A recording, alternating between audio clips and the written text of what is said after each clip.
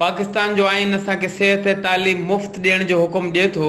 अफ़सोस मगर नवाब शाह सिविल अस्पताल काफ़ी सालनि खां करप्शन जी नज़र।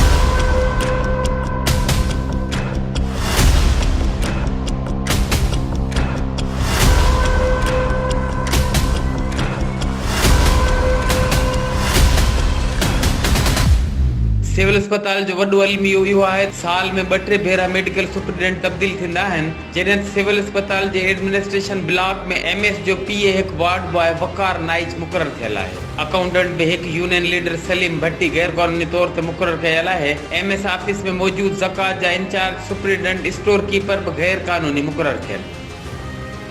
Human right justice and defend organization काफ़ी रिपोर्ट्स ऐं लीगल नोटिस पिण जारी कया, मगर नेब सखर ऐं चेयरमैन एंटी करप्शन इन ते को बि एक्शन न वरितो।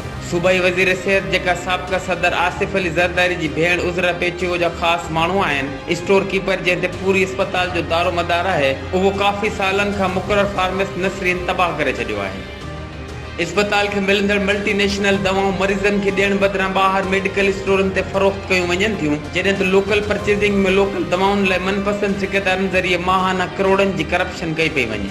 अफ़सोस इहो आहे त सलीम भट्टी वकार नाइच अस्पताल जा ख़ुदि मुख़्तियार थी सालनि खां तबाही करे रहिया आहिनि।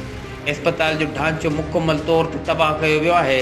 ह्यूमन राइट्स तर्जमान बिलावल मल्लाह आइनी पटिशन लाइ ह्यूमन राइट्स जे लीगल एडवाइज़र एडवोकेट एजाज़ भुट्टो ज़रिए पटिशन तैयार करे वरिती, जंहिं डिप्टी डायरेक्टर नेब सखर ऐं चेयरमैन एंटी करप्शन कराची खे पार्टी बणाईंदे ॿुधायो आहे त अस्पताल में ॿोहारा phenyl gas cylinder fuel electric maintenance parking ऐं कफ़न जी बजट बि हड़प कई पई वञे। जॾहिं त ह्यूमन राइट्स तर्जमान ॿुधायो त अस्पताल जे वार्ड जे लिफ्ट बेड स्ट्रेचर ऐं बेडशीट खां वठी बाथरूम जे बजट बि सलीम भट्टी ऐं सुपरिटेंडेंट ऐं ॿियो अमलो मिली भगत करे खाइनि था। सियासी बुनियादनि ते मनपसंद ठेकेदार दवाउनि लाइ रखिया विया आहिनि। ट्रेज़री खां जाली बिलिंग करे करप्शन कई पई वञे। ह्यूमन राइट्स तर्जमान मुताबिक़ एडमिनिस्ट्रेशन ब्लॉक में तमामु मुलाज़िम गैर क़ानूनी सीटनि ते वेठल आहिनि, जेके सालनि खां करप्शन करे रहिया आहिनि। ह्यूमन राइट्स अवाम जो पैसो खाईंदड़नि मां कंहिंखे बख़्श न कंदी। HRJDO न्यूज़ ते इन वक़्त ताईं बसि एतिरो ई। वधीक तफ़सीली ख़बरनि लाइ विज़िट कयो असांजो YouTube चैनल HRJDO न्यूज़।